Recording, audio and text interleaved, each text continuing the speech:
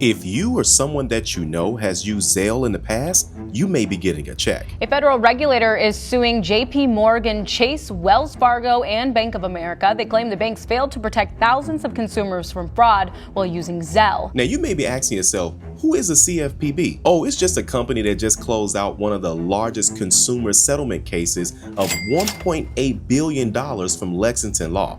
And in short, people got paid. Glad I checked the mail today. They sent me a check for $183. Some of y'all got them Lexington Law checks. I know I got mine, $419. In this video, I'm going to talk about the new lawsuit that is facing Zelle right now. But it's not just Zelle. It's also the banks that have ownership in them as well. Watch this. So tonight, the operators of Zelle, the popular electronic payment app, and 3 major banks facing a new federal lawsuit alleging they failed to protect consumers from widespread fraud.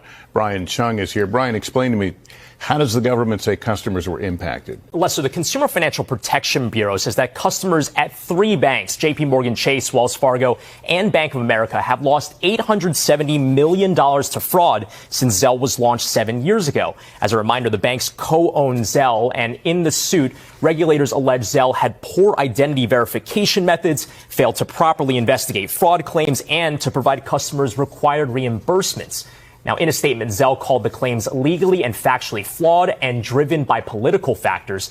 JP Morgan Chase criticized regulators blasting the lawsuit as part of a political agenda. And Bank of America said the action threatens to impose huge new costs on banks. As far as Wells Fargo, they declined to comment, Lester. All right, be sure to download our free ebook today. All you got to do is scan this QR code right here or click the link in the description below. Now back to the video. Now, how did we even get to this point? Let's start off with, why did banks create Zelle in the first place? Zelle was launched in early 2017. It's owned and operated by Early Warning Services, LLC. That company is co-owned by 7 major banks: Bank of America, Truist, Capital One, JP Morgan Chase, PNC Bank, US Bank, and Wells Fargo. There are more than 1,800 banks and credit unions participating in the Zelle network. Zelle is a P2P payment system that enables 2 people with different bank accounts to send money across from one bank account to another bank account instantly. They're trying to create the ease of money transmission that Cash App and PayPal and Venmo have, but while doing it in a contained ecosystem inside the bank. And the banks needed a service that anyone could use because you, your mom, your best friend could all sign up for Venmo or for Cash App or for PayPal and send money to each other, whereas you might not be able to do that directly from your bank account.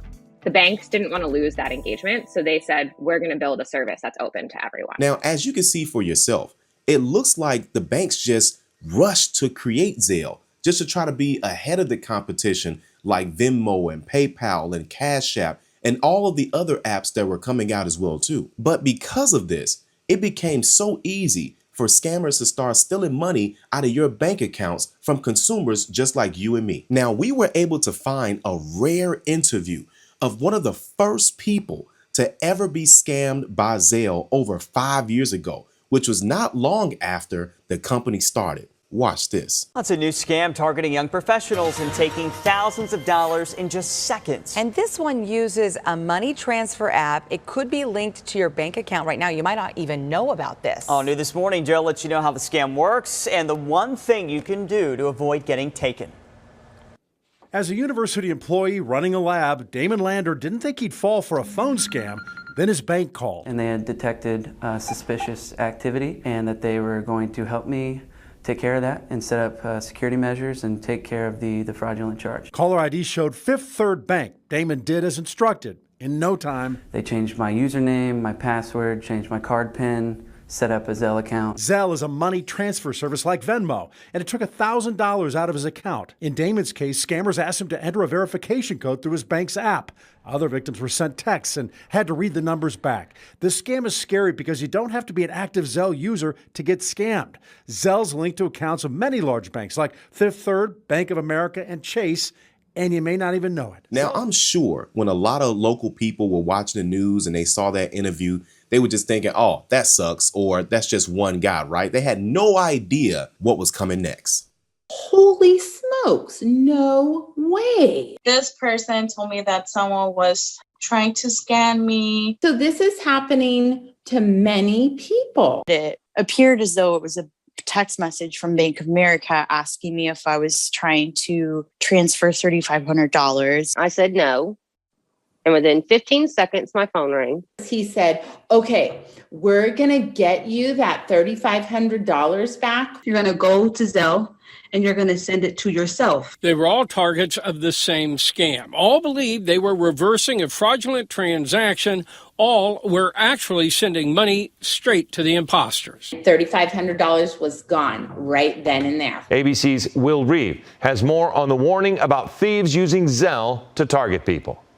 It happened so quickly. Marcus Miles says his bank account was drained after he got a text message that seemed to be from his real bank, Capital One. I was caught off guard, but I might as well have just walked out my front door and given all of my money to the first person that I saw. The text reading, "Did you attempt a $500 Zelle transfer?" There have been about 70,000 complaints to the FTC about payment apps claiming more than $130 million in losses. Scammers are using phone calls and text messages posing as legitimate banks like Bank of America, Chase, and Wells Fargo. And now consumer advocates are calling for action. Now, with all of these Zelle scams happening back to back to back, of course, people started complaining and they said, listen, Zelle and these banks have to have some type of responsibility with this app, right? And of course, once that happened, Congress had to get involved. Check this out.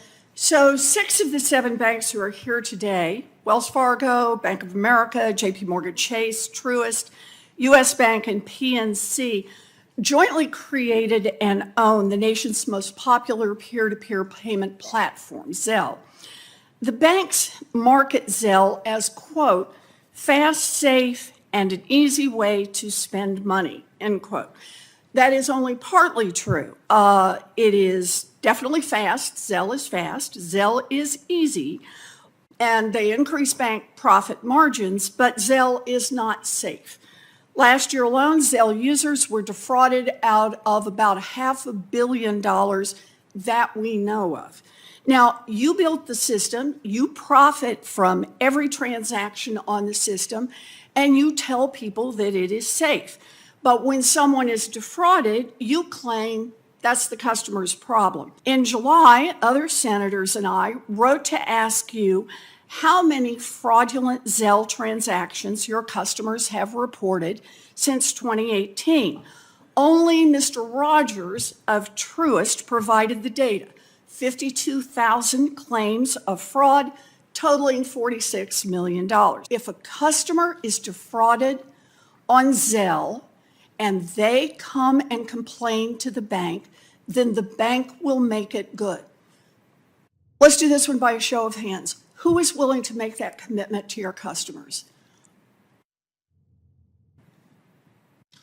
Real quick, did you know that you can add your monthly subscription services like Netflix or Disney Plus, or even your cell phone bill to your credit report to improve your credit score? All you got to do is just scan this QR code or click the link in the description below to learn more. Now back to the video. Now you can clearly see that none of these bank representatives had any intention on trying to give any refunds or just simply making their security processes better. They had no answers for anything. Now, I gotta say that everybody's situation was different. Some people, it may have looked like they were a part of the fraud. And I'm sure some people may have been a part of the fraud. But let's be honest. Let's be honest about this.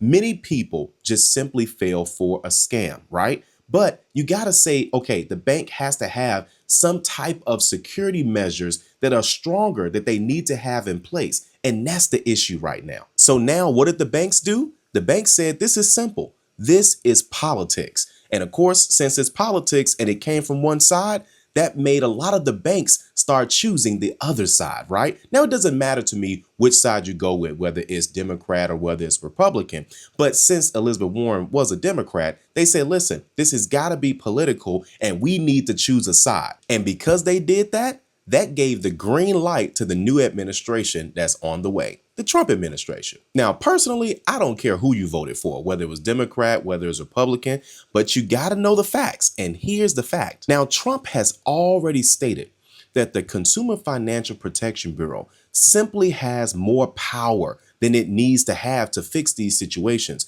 He's already said he's going to change up the management for the Consumer Financial Protection Bureau. And of course, his right-hand man, Elon Musk, has something to say about it as well on his platform X, formerly known as Twitter. So the question is, will people start getting checks from all the Zelle fraud that has been happening? Or will the new administration that starts in office very soon, are they going to slow this down?